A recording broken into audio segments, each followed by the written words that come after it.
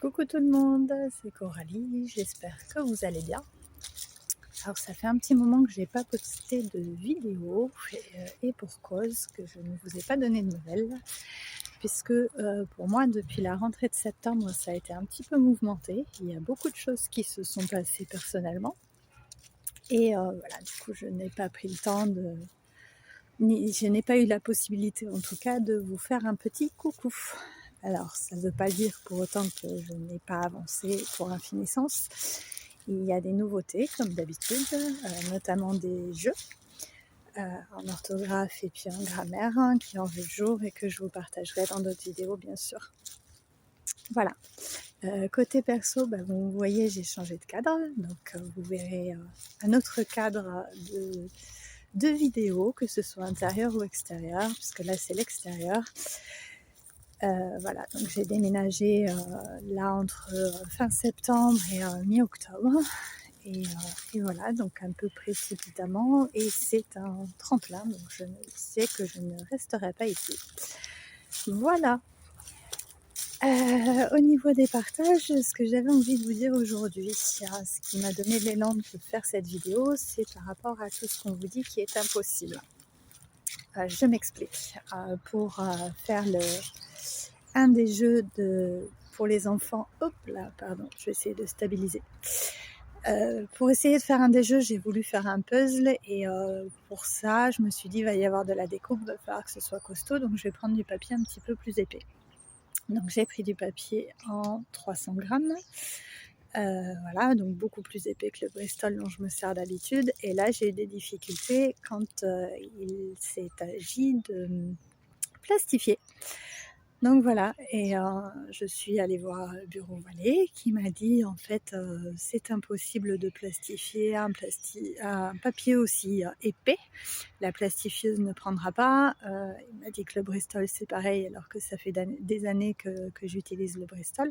Alors ça n'enlève rien à comment dire, à la qualité des infos du vendeur. C'est juste que quand on veut, on peut. Donc j'ai fini par, après plusieurs passages dans la plastifieuse, réussir à plastifier le papier en 300 grammes.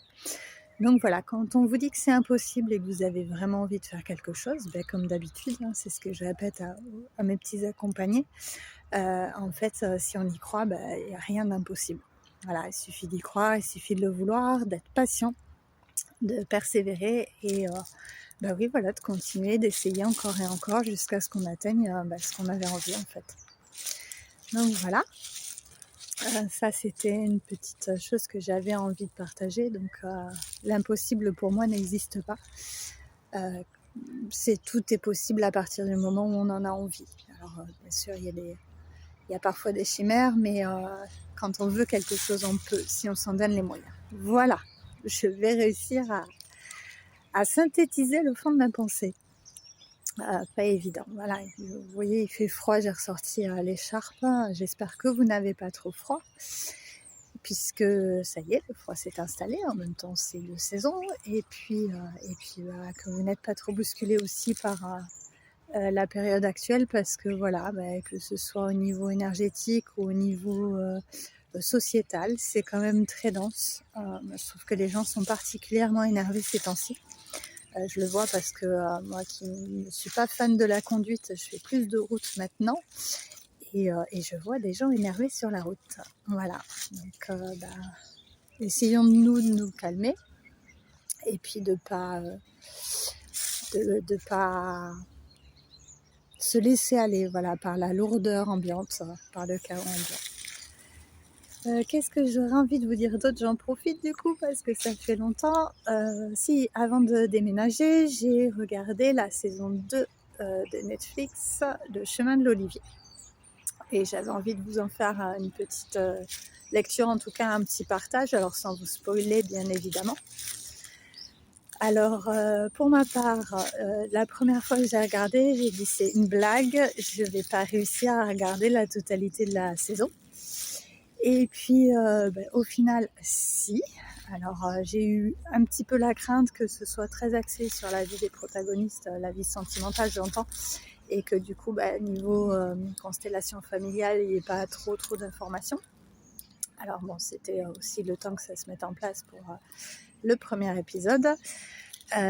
Après voilà, la série a repris comme j'aime, on va dire. Donc son cours habituel. Donc on a eu le cheminement des protagonistes, ces 3 actrices qui pour moi sont comme des sœurs. Voilà, en tout cas il y a quelque chose de l'ordre de la sororité qui est très fort dans cette série. Si j'ai un petit bémol à faire, c'est sur les retours des constellations familiales. Alors dans la première saison, on avait l'analyse finale, le compte rendu en tout cas au constellé. Comment il s'appelle là? Oh, j'ai oublié son nom. Je le connais, hein, mais bon, c'est pas grave. Celui qui fait les constellations. Ça me reviendra peut-être plus tard. Zeman, voilà. C'est ça. Zaman. Donc voilà, j'ai trouvé que sur la 2e saison, il donnait moins son regard. Alors nous, on l'a en tant que spectateur par la vidéo. Mais voilà, j'aimais bien avoir la synthèse, le compte rendu à la fin. Donc ça y est pas. J'ai beaucoup rigolé au passage avec la sauge. Alors je vais pas vous dire pour vous spoiler, mais je pense que la prochaine fois qu'on dira à quelqu'un qu'on utilise de la sauge en fumigation, on va nous prendre pour des illuminés. Et effectivement, ça prête à la rigolade et je pense que ça va prêter à la dérision de la part de ceux qui ne croient pas en tout ça et qui en tout cas le réfutent totalement. Donc ça c'est un petit passage marrant quand la grand-mère court avec la sauge, c'est assez sympa. Alors la première fois je me suis dit zut, on va encore se foutre de nous, et la 2e fois j'ai quand même beaucoup plus rigolé. Et puis il y a un autre passage moi qui je vais pas dire m'attriste parce que c'est pas le mot, mais dont j'aurais aimé en tout cas que ce soit un petit peu plus développé, c'est le côté arboristerie. Voilà, c'est aujourd'hui par l'homéopathie déjà, par la gémothérapie, que les plantes sont un remède en eux-mêmes, même s'ils ne soignent pas tout, et même si, attention, hein, je ne dis pas qu'il faut utiliser que des plantes, la médecine moderne a fait ses preuves, et de temps en temps, mais il faut aussi les médicaments, ça c'est sûr. Et quand même, je pense, et en tout cas pour ma part, j'utilise beaucoup tout ce qui est homéopathie, gémothérapie et puis aromathérapie par les huiles essentielles. Et donc j'aurais aimé que la partie herboristerie, puisqu'il y a un herboriste dans la série, soit plus expliquée.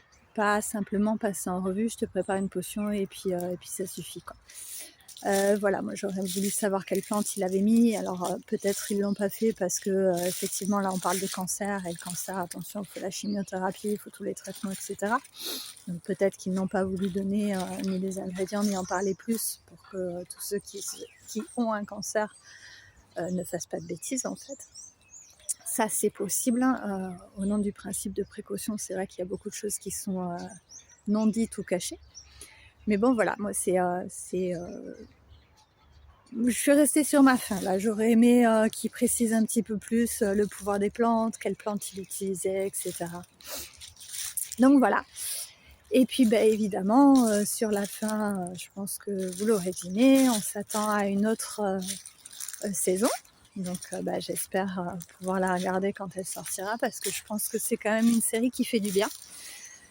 Voilà, ça fait partie de mes petits séries chouchous. Pourtant je regarde pas vraiment la télé, mais le chemin de l'Olivier, voilà, c'est quand même ça a le mérite d'exister, même si tout n'est pas exact, même s'il y a des parties romancées. Ça a permis aussi d'ouvrir sur ce que sont les constellations familiales.